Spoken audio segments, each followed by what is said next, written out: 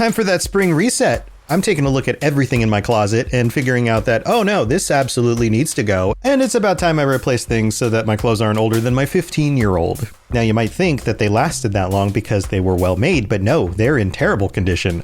Unlike the new jeans I just got from Quince. Jeans have always been my personal go-to because you can kind of wear them for lots of different things, but maybe they're not your thing. Maybe you're looking for, 100% European linen with insanely soft flow knit activewear fabric. It's definitely getting warmer, and their flow knit activewear is moisture wicking, anti-odor, and soft enough that you'll actually want to wear it every day.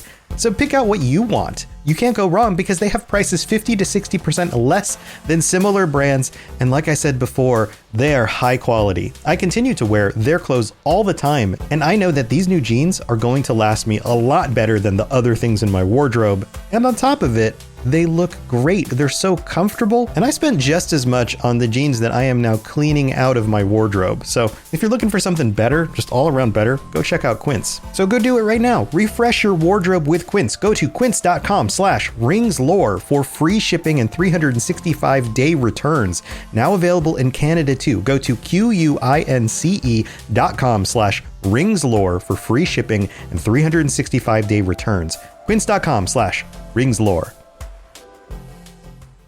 A quick note before we get started with today's episode. Some things have changed for our patrons, and I just want to make sure that our VIP patrons are aware, and those of you who would be interested in this also are aware. We're starting something new and exciting. For our VIP patrons, we are now going to do a monthly get-together where we can sit down and chat, and I can get to know you, and you can get to know me, and we can just nerd out and talk about some of our favorite things. You guys can ask questions, we can debate some things, and this monthly chat will happen at the end of every month on a specific time and a specific date. So a few things. First of all, current VIP patrons, I will be posting some things on the Patreon in the coming weeks to help us confirm the best date and time for these things to happen. Say, for example, the last Sunday of every month at a specific time of day, you'll all vote and we'll go with the time that works for the most people. And I also need some decisions about the way we're going to manage this. Will we put it out on the feed and all of that? So those of you who are signed up currently and who do sign up in the next few weeks will help decide this for everybody. And I'm so excited to get together and talk with everyone about this. There are some current posts already for VIP patrons about why this change is happening and how we're managing it. So go check that out. If you haven't logged into Patreon recently, go check out some of the most recent posts where I've explained what's going on. Also, part of this has to do with the fact that Patreon is no longer doing the t-shirt merch thing. I tried to update it and it said I couldn't, and then it said I couldn't go back to the other setup. So we're doing this instead. And honestly, I think this is actually a lot more fun than sending merch out because I'm going to get to know all of you and nerd out with you about one of the best things in the entire world. So check that out. If you have any questions, let me know. And if you'd like to sign up or upgrade your current status in order to join us for a monthly chat, then you're absolutely welcome to do that on the Patreon. All right, let's get to the show. Welcome to the Lord of the Rings Lorecast, the show that explores the background of Tolkien's amazing world from the very beginning.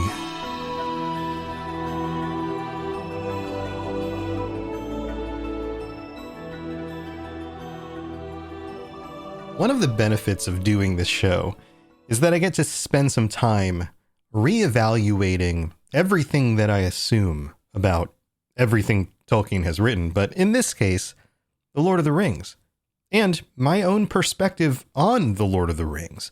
So here's an example. For those of you who are like me, somebody who read the books in their youth as a child or a teenager or somewhere in that time frame, and that was a long time ago, how much do you remember about that read through? So much of what we know about these books and our experience with them mostly comes from watching the movies and the popularity of the media around The Lord of the Rings, and possibly other read-throughs of the story, or having listened to podcasts or watched YouTube videos. But do you remember what it was like to read this in your youth? And one of the things that I'm reminded of going through these first few chapters of The Fellowship of the Ring, and their slow pace and how much is telling stories about things that aren't happening right in the moment. Gandalf explaining Smeagol, for example, or talking to Frodo about Gollum in this section. So much of what's happening here is not action on the page. It is not the main characters doing a thing. It is background setup. It is situations that fill in the gaps a little bit about who these characters are or the history of the world, those types of things. And when I was younger, when I read through this, I was in middle school, I believe. And this was one of the reasons why I almost didn't read the rest of the story. Coming from The Hobbit, things pick up pretty quickly. The dwarves arrive at the house, and the story just starts moving forward. But as a young reader who didn't have a lot of patience or even understanding about all of what is actually going on here, I found that too slow, and I almost gave up. I pushed through it. I forced myself to, because I believe it was my dad who said, "No, you need to keep going. It gets better. You're going to like it." And so I did, fortunately. But do you remember that? Do you have stories or examples of ways that you experienced this at a younger age and the difference between that and now? And that's where I'm going with this. And I guess I just kind of did a meta thing where I actually did the thing that I'm talking about is happening in the book, where I recapped what was going on in my history. And now never mind. Anyway, my perspective on it now is very different. This section of the book is so important. And yeah, it does kind of break that rule of modern fantasy writing where you want to drop somebody into the action right in the beginning and make it exciting. How many books have you read just get right into it right at the beginning, and then they explain the background and things like that later? How many movies start off with some sort of action scene already in progress, and the heroes have to do a exciting thing and show how awesome they are, and so it grabs your attention right away, and then it slows down and fills the background? This is the opposite. This is written much more like an older novel, something like Moby Dick, where it takes a while for us to get to anything happening. You have to kind of suffer through the slow stuff. For those of you who are video gamers out there, it starts like a 80s or 90s Japanese role-playing game where there's 10, 15 hours of just stuff that happens that's mostly characters talking and nothing exciting happening at all until you get to the meat of the game. This feels like that. And yet on this rereading and this close analysis, it is so rich with detail. Last episode, I quoted, I believe, almost every single sentence in that episode because there was something to say about something happening in every single sentence that is crucial to the plot, is of utmost importance to who Gandalf is and who Frodo is and their understanding of Smeagol. And in this section, we get even more history, but we also understand who Gandalf and who Frodo are in a lot more detail before they even set off on their adventure. And there's value to that. We get a glimpse of how very much like Bilbo Frodo actually is, but also how naive and yet curious he is at the same time, much like Smeagol was. We also get an understanding of Gandalf and how interested Gandalf is in this history in order to understand it, in order to gather as much information as he can, in order to make the best decisions about what to do. But we also get to experience his emotional perspective. He's not just a grumpy, cold wizard who is tired of the world and weary, and it's kind of an archetype, right? Cold and unemotional, highly intellectual, that sort of thing. In fact, he's the opposite. He deeply cares for this world. He deeply cares for the hobbits and for the peoples of this world. And from this moment at the beginning of the story, he even has pity. And that's an important word for Smeagol. Gandalf can definitely act like a grumpy old man sometimes, like so many of us, I guess. But deep down, he cares about the world. He loves the creation, and he will go to whatever ends are necessary to make sure that good triumphs over evil and that he takes care of the peoples of this world, because deep down, he genuinely cares.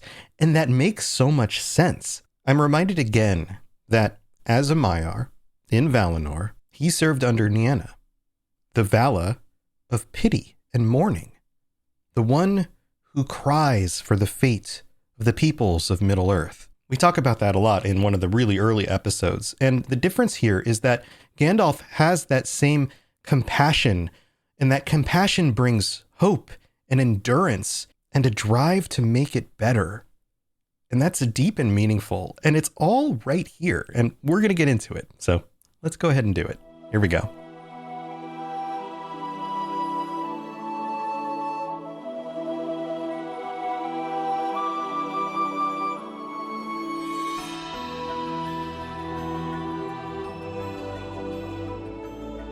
So picking up from last week, Frodo says, Gollum, Gollum, do you mean that this is the very Gollum creature that Bilbo met? How loathsome.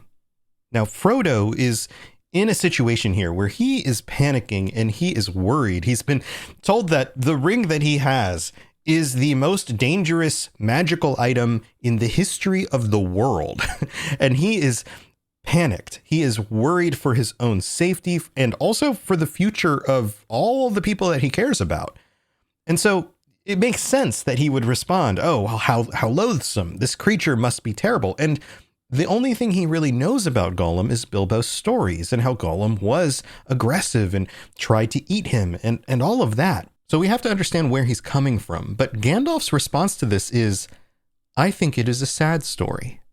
That's what he says. Frodo says, how loathsome. And Gandalf's response is, I think it is a sad story. That sounds like pity to me. And it occurs to me here that sometimes foreshadowing is simply character consistency. We all know the famous quote, and it shows up in the movie when they're in the mines, where Gandalf talks about pitying Gollum, and Frodo takes that to heart, which is part of why he doesn't murder Gollum also, because of that advice and that perspective, that wise perspective. And yet it is right here at the very beginning of the book. Gandalf is consistent. And he says that this could have happened to many others, some of the hobbits that he's known. And this continues to point back at the power of the ring and how that dominates people. Oftentimes, it's not the individual, it's the ring that's actually doing the evil. Now, in the case of somebody like Smeagol, he was already kind of primed in that direction, and so it made it even worse, because the ring didn't have to fight against some of his natural inclinations, that sort of thing. And when Gandalf tells Frodo that he was a hobbit-like creature, Frodo again responds, what an abominable notion. This is all too much for Frodo in this moment. And notice the juxtaposition here. Frodo is responding with a lot of emotion, and Gandalf is sharing his emotions, but he's responding with logic. He's responding by saying, well, I've looked at the details, and this is what the details seem to prove. And then he starts spelling it out for him. The origins of the hobbits, the fact that they're related. One of his major proofs is how well Bilbo and Gollum understood each other. He says they understood one another remarkably well, very much better than a hobbit would understand, say, a dwarf or an orc or even an elf. Think of the riddles they both knew, for one thing. Frodo responds, yeah, but other people use riddles too, and then he gets into details about how, well, hobbits don't cheat, and so that doesn't seem very hobbity. And it makes me wonder, because we just saw the Sackville Bagginses and their willingness to try to cheat their way into Bilbo's stuff and stealing forks and spoons and things, that's that sort of thing. But now also think about from the perspective of Frodo. Most of us will defend our kind, right? We will say, well, the people I know are good people. They don't cheat. You don't know 100% if they've cheated or not, especially if they didn't get caught, right? And Frodo says that Gollum meant to cheat all the time. And he even says it amused his wickedness to start a game which might end in providing him with an easy victim, but if he lost, would not hurt him. And that seems pretty accurate. I mean, that was basically our reading of it when we went through The Hobbit. Obviously, the stakes were on his side, right? That sort of thing. And Gandalf says, well, yes, that's true. But there's something else in it, I think, which you don't see yet. Even Gollum was not wholly ruined. He had proved tougher than even one of the wise would have guessed. as a hobbit might. Again, foreshadowing. Hobbits do not bend to the will of the ring the same way other creatures do, and even Gandalf wouldn't have necessarily predicted that. And that makes a lot of sense, because every piece of information they have about how powerful the ring is, what it's capable of, how it was able to corrupt the king of Gondor, makes it seem like a tiny little hobbit wouldn't stand a chance. But yet, they do. And then we get some insight. There was a little corner of his mind that was still his own, and a light came through it as though a chink in the dark, light out of the past. It was actually pleasant, I think, to hear a kindly voice again, bringing up memories of wind and trees and sun on the grass and such forgotten things. And I love the way this is framed, because it makes Gollum not just a dark and terrible and evil monster. It plays to the humanity that's buried deep inside of him. Yes, Smeagol was the kind of hobbit-like creature, stoor, whatever we're going to call it, who preferred to look at the ground and dig in the ground. But like all living creatures, there was a time where he enjoyed the wind in his hair, the feeling of sun on a warm spring day. And as much as the ring would corrupt him, that part was still buried deep down inside, and Gandalf got a sense of that. He also understood the conflict within him, the fact that the ring itself was manifesting as a personality in conflict with the personality. That dual personality thing is being hinted at here too. He says, but that, of course, would only make the evil part of him angrier in the end, unless it could be conquered, unless it could be cured. And this makes the concept of dealing with Sauron so much darker. Can you imagine dealing with an external evil lord who seeks to dominate and subjugate everybody around him, and say having to work for him in his like tower or something like that, where he's constantly present? Now take that same situation and import him into your brain, and now he's constantly trying to dominate everything you're doing every moment of your life. That's hell. It's no wonder Gollum was so broken and miserable. And Gandalf goes on to explain some more details. He says there was little hope for conquering or curing this for Gollum, but not no hope. There's always some hope.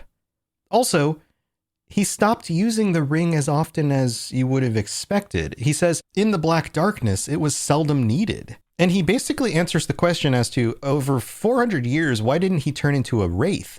He says, he is thin and tough still, but the thing was eating up his mind, and the torment became almost unbearable. Plus, the reason why he went under the mountain was to discover the secrets under the mountain, and Gandalf's like, well, he didn't really find anything. He just found darkness and cold fish and orcs, and he learned that he hated the dark, but he hated the light even more. He hated everything, and the ring most of all. This has echoes of addiction. How many people have suffered with something like alcoholism, and they can't stop drinking, and yet they hate the drinks? This feels like that. And Bilbo is still young and naive, and he says, well, what do you mean? How does that make any sense, basically? If he hated it, why didn't he get rid of it or go away and leave it? And this feels very accurate to being a human being as well. How many times have you seen somebody suffering under their own actions, their own decisions, and you thought to yourself, well, why don't they just stop? But the problem is, if it were that easy, they would have already. They can't. So Gandalf tries to explain to Frodo in a way that he'll understand that the ring itself was really in control at this point.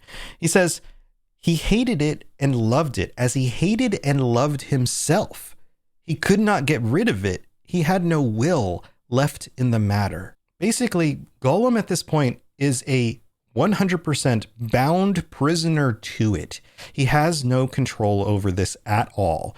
And if he could do anything about it, he would, but he can't. And so he can't escape. And because of that, he hates himself. All he has left is hate. And then Gandalf gives us some insight into the way the ring actually works, which keeps getting hinted at, but he brings some clarity to it here. He says, a ring of power looks after itself. It may slip off treacherously, but its keeper never abandons it. At most, he plays with the idea of handing it on to someone else's care. And didn't we just see Bilbo go through these same stages? And that only at an early stage when it first begins to grip. But as far as I know, Bilbo alone in history has ever gone beyond playing and really done it. He needed all my help too, and even so, he would never have just forsaken it or cast it aside. It was not Gollum, Frodo, but the ring itself that decided things. The ring left him. And so Frodo turns from being kind of confused about the nature of Gollum and how he could love and hate himself and what's he doing with the ring and all of that. And he kind of starts to incorporate this, and yet he still pushes back. He says, what, just in time to meet Bilbo? Wouldn't an orc have suited it better? And it's a good point. This seems very coincidental, doesn't it? And Gandalf responds, it is no laughing matter. Not for you. It was the strangest event in the whole history of the ring so far. Bilbo's arrival just at that time and putting his hand on it blindly in the dark. Now, remember when we went through The Hobbit, how I talked about how sometimes, and especially in The Hobbit, you get these glimpses of something more behind the scenes affecting the way the story is going. Gandalf says there was more than one power at work, Frodo, and this is proof of that concept. The ring was trying to get back to its master. It had slipped from Isildur's hand and betrayed him. Then, when a chance came, it caught poor Deagle, and he was murdered, and after that Gollum, and it had devoured him. It could make no further use of him. He was too small and mean, and as long as it stayed with him, he would never leave his deep pool again. The ring knew it was trapped, and it needed to get out. So now, when its master was awake once more and sending out his dark thought from Mirkwood, meaning Sauron, when Sauron had finally returned to power and was casting his will out into the world, seeking the ring, it abandoned Gollum, only to be picked up by the most unlikely person imaginable, Bilbo from the Shire. And it seems coincidental, but think about it. Why was Bilbo even in that cave? Because he was asked to be on an adventure with Gandalf and a bunch of dwarves in order to do a thing that Gandalf knew would help aid the peoples of Middle-earth against the Dark Lord. Why was Gandalf doing that? Because he was sent by the Valar to do exactly that. Why did Gandalf pick Bilbo? Because Bilbo was the unlikely burglar. He was the one that Gandalf knew deep down would be exactly the right person for the job. And so what was the job? Well, it was to deal with Smaug and get him out of the mountain and get the dwarves their kingdom back. But that was the secondary job, right? Gandalf's main job isn't to return kingdoms to dwarves. It is to ensure the safety and the future of the free people of Middle-earth. And even Gandalf couldn't have predicted what other things would have happened with Bilbo on that journey, like finding the One Ring. And why is that? Because Gandalf is constantly seeking to be unified with the will of Iluvatar, with the way the song was written, by playing his part exactly as he was told he should. And by being a faithful servant to Iluvatar, to the Valar, to everything that he was designed to be, he put things into motion in exactly the way that Iluvatar wanted them to be. And that's why Bilbo came across the ring. It all connects back to the very story, the very song of creation. And he confirms this. He basically confirms it here. Check out the very next paragraph. He says, behind that, there was something else at work, beyond any sign of the ringmaker. I can put it no plainer than by saying that Bilbo was meant, and that is italicized, to find the ring, and not by its maker, in which case you were also meant to have it. And that may be an encouraging thought. And you can see why that would be an encouraging thought to Gandalf, because it seems unlikely and yet it is happening. And these things although they seem dangerous and dire now, are good. The ring didn't end up in the hands of an orc, who could have much more easily been discovered by Sauron, and then Sauron would have gotten the ring back and everything would have been terrible. But instead, the ring, at least right now, is relatively safe in the hands of a most unlikely individual, somebody that Sauron would never have considered. There's a beauty in this idea that terrible, evil people are constantly thinking about power and domination and trying to exert the control over others. And they seem to only respect other people who do the same thing.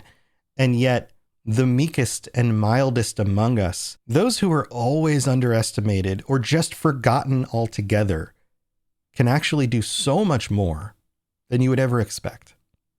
But it doesn't make sense to Frodo yet. He says, "It is not," meaning it is not encouraging, "though I am not sure that I understand you, but how have you learned all this about the ring and about Gollum? Do you really know it all, or are you just guessing still?" And I love that Frodo is honest here. He's like, okay, well, I don't get it yet, and he will. He'll get it eventually. But right now, he doesn't get it. But then he's like, but how do you know all of this? Again, asking the question that the audience would ask. How would Gandalf know these things about a past that he didn't experience? What is going on? And Gandalf's response to this is great. He basically says, okay, the wise know the history of Elendil and Isildur. They know the history of the ring. We all know that stuff. And we also now have confirmation that this is the One Ring by the fire writing alone. There is no other ring that would have this writing and would be responsive to the flames. And Frodo says, well, when did you discover that? And Gandalf's like, well, just now in the room. Like, we just do this together? Now, I now have confirmation about that, but that he had expected that this would be the case. At this point, he was pretty sure that's why he returned. And he says, I have come back from dark journeys and long search to make that final test. It is the last proof, and all is now only too clear. Making out Gollum's part and fitting it into the gap in the history required some thought. I may have started with guesses about Gollum, but I am not guessing now. I know. I have seen him.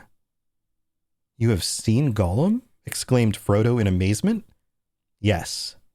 The obvious thing to do, of course, if one could. I tried long ago, but I have managed it at last.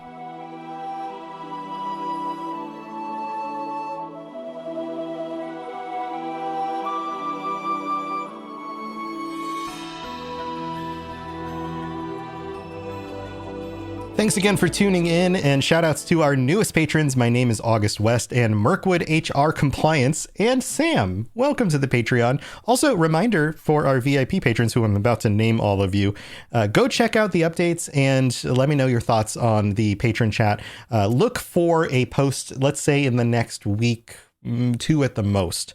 I want to give some time for people to kind of get a little bit closer to the event that would happen at the end of May, to be sure about certain dates and that sort of thing. So all that stuff's coming down the pipe. And I'm, again, so excited to talk to all of you and hang out and nerd out and answer questions and however you guys want to do it. This is going to be very much something that you all can design and be a part of, and it's going to be super fun.